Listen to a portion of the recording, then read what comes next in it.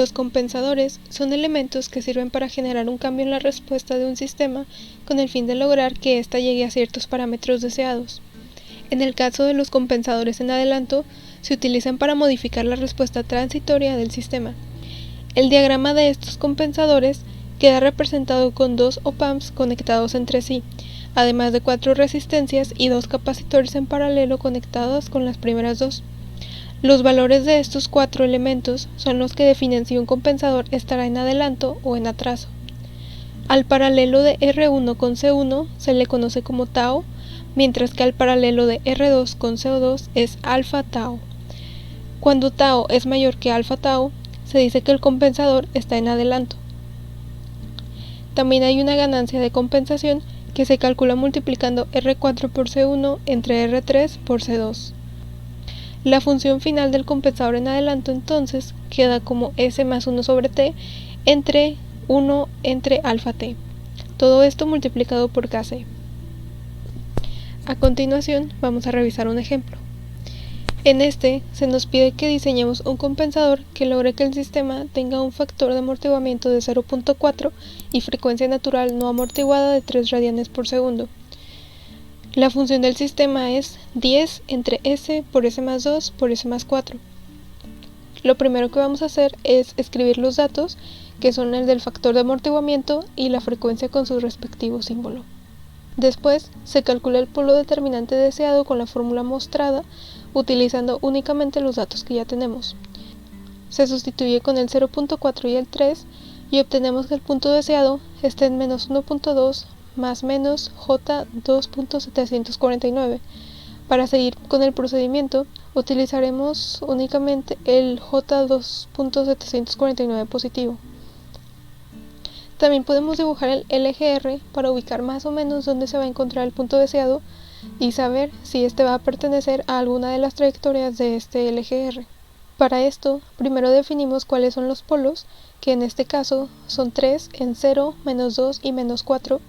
Recordemos que estos se sacan del denominador de la función y los vamos a representar con X en el plano.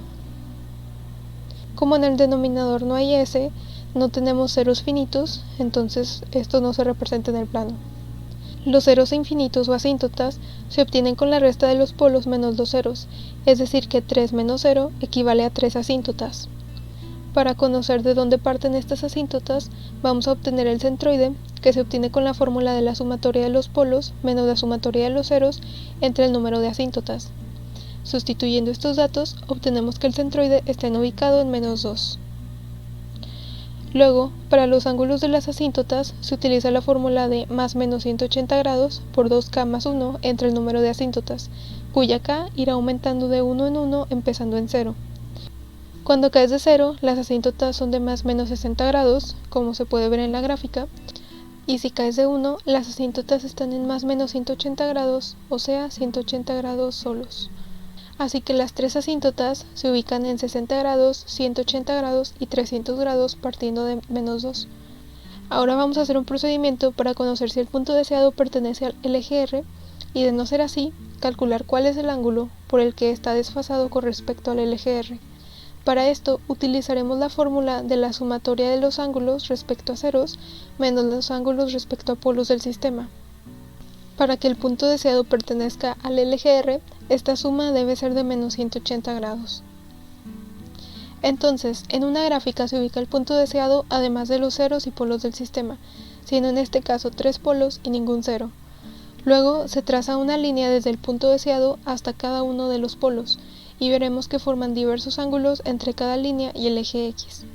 Con estos ángulos completaremos la fórmula. Primero, colocamos un cero en el espacio de los ángulos respecto a ceros, porque este sistema no tiene ceros. Después se resta la suma de los tres ángulos del sistema y todo se va a igualar a menos 180 grados. Vamos a calcular estos ángulos con trigonometría empezando con el ángulo 1. Como vemos que es mayor a 90 grados, lo dividimos en dos partes llamadas ángulo 1A y ángulo 1B. El ángulo 1A es el de 90 grados, mientras que para B se necesita utilizar la relación de la tangente. Como la tangente de un ángulo es igual al opuesto entre el adyacente en un triángulo, lo despejamos para obtener ese ángulo. Entonces, el ángulo es igual a la tangente inversa del opuesto, que es de 1.2, entre la adyacente, que es de 2.749.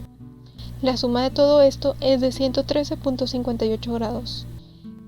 El ángulo 2 se obtiene de forma parecida, omitiendo la parte de los 90 grados. Se calcula con la tangente inversa del opuesto, que es de 2.749 en este caso, entre la diferencia de 2 y 1.2. Cabe destacar que todo esto se está considerando positivo, ya que solo se necesita tomar en cuenta los valores de las distancias. Este ángulo resulta de 73.78 grados. Finalmente, se obtiene el ángulo 3 al igual que el segundo, pero ahora con la resta de 4 menos 1.2 para el adyacente. Este tiene un valor de 44.48 grados. Ya teniendo los tres valores, se suman y vemos que dan un total de menos 231.83 grados, lo cual es diferente de los menos 180 grados requeridos para estar dentro del LGR. La forma de llegar a menos 180 grados es añadir a la ecuación un ángulo de compensación que será la diferencia entre ambos ángulos. Al despejarlo de la ecuación, se necesita sumar menos 180 grados más 231.83 grados, dando un resultado de 51.83 grados, siendo este el ángulo que debe modificarse en el LGR. Aquí hay un punto importante, pues si el ángulo fuera superior a los 65 grados, se necesita un compensador doble, pero como este no es el caso, podemos continuar con el procedimiento normal. El siguiente paso es determinar el cero y el polo del compensador. Esto lo podemos determinar visualmente con la siguiente gráfica. Primero, se ubica el punto deseado de menos 1.2 más J 2.749.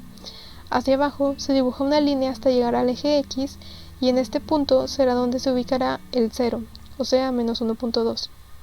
Luego, con respecto al ángulo de compensación, se dibuja otra línea hasta el eje X y en este punto se va a ubicar el polo del compensador.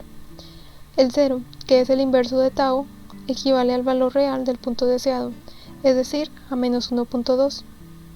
Pero por simplicidad en los cálculos lo escribiremos positivo. El polo será el valor de 1.2 más la distancia entre el 0 y el polo, a la cual llamaremos x. Para calcular x utilizaremos nuevamente la relación de la tangente. En este caso, la x representa el opuesto del triángulo, entonces se despeja de la ecuación y queda que es igual a la adyacente de 2.749 por la tangente del ángulo de compensación de 51.83 grados. El valor resultante se suma con el 1.2 y con esto ya tenemos el valor del polo del compensador. Podemos sustituir estos valores en la función del compensador y veremos que ya solo falta calcular la ganancia de compensación KC. Para obtenerla, tenemos que despejarla de la función, con lo cual lo que hay en el denominador pasará al numerador y viceversa. Ahora, la forma de calcular esta ganancia es obteniendo la raíz cuadrada del valor real al cuadrado más el valor imaginario al cuadrado de cada término. Estos valores son los del punto deseado, siendo el menos 1.2 el real y el 2.749 el imaginario. Por ejemplo, en el primer término de S se suma el menos 1.2 al cuadrado más el 2.749 al cuadrado y se le saca raíz cuadrada, dando todo esto un valor de 3. Después, con el término de S más 2 se hace casi lo mismo, pero ahora el valor real será la suma de menos 1.2 más el 2 presente en el término. Para el siguiente será menos 1.2 más 4 y así sucesivamente. Al final se hace la división con todos estos valores y se determina que la ganancia de compensación equivale a 2.084. Ya con esto la función del compensador está completa, o sea 2.084 por S más 1.2 entre S más 4.698. Si queremos comprobar que esté correcto, se puede volver a dibujar el LGR, ahora sumando la función del compensador a la función original, pero también se puede hacer en un simulador para más facilidad. La primera imagen representa el sistema inicial de 10 entre S por S más 2 por S más 4. Las líneas rojas representan el factor de amortiguamiento y frecuencia natural no amortiguada del sistema, y donde se cruzan es donde está ubicado el punto deseado, o sea que está lejos de la trayectoria del LGR, es por eso que se necesitaba compensar. En la segunda imagen se le agrega el compensador en adelanto y vemos que efectivamente el punto ya forma parte de la trayectoria del LGR, es decir que todo el procedimiento sí está correcto.